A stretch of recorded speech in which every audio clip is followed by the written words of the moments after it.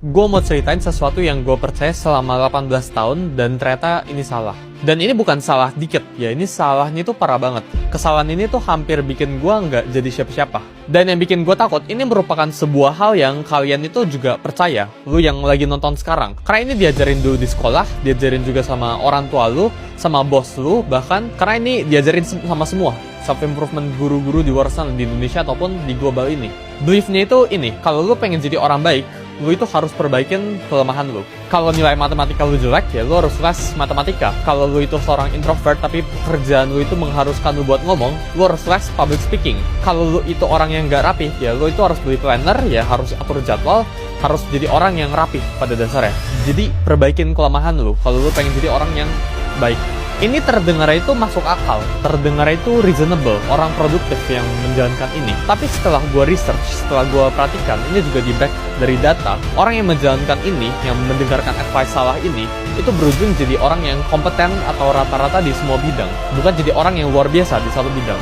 Padahal, seperti yang kalian tahu, market itu nggak pernah memberikan hasil, memberikan reward kepada orang yang rata-rata. Market itu atau dunia ini, itu hanya bayar kepada orang yang luar biasa di satu bidang.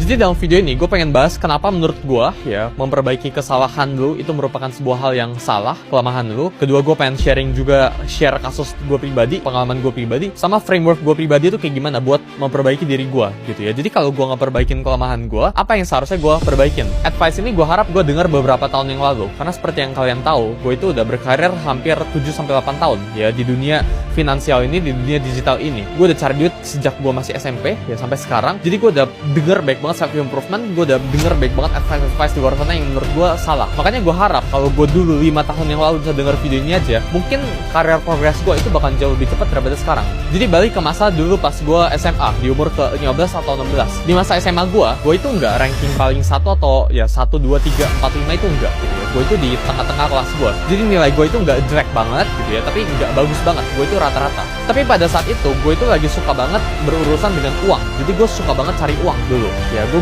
suka berurusan dengan angka. Segala hal yang penting itu halal dan legal di Indonesia ini gue lakuin. Dulu gue itu suka banget ngedesain IG post ya. Jadi gue suka banget jadi desainer gitu ya, dan gue suka banget jadi vlogger dulu. Pada dasarnya semua yang berhubungan dengan media atau sosial media itu gue kerjakan dulu. Nah sekarang ini yang menarik. Dulu di kepala gue, di pikiran orang tua gue, di pikiran guru-guru gue, yang skill itu bukan gue jadi vlogger atau gue jadi desainer. Yang skill itu kalau nilai matematika gue bagus, nilai bahasa Indonesia gue bagus, nilai dulu pelajaran science ya itu bagus, bukan jadi vlogger yang bagus. Jadi apa yang mereka lakuin dulu? Nilai gue yang pas-pasan gitu ya. Dulu nilai matematika gue pas-pasan, cenderung pas-pasan gitu ya, sama nilai science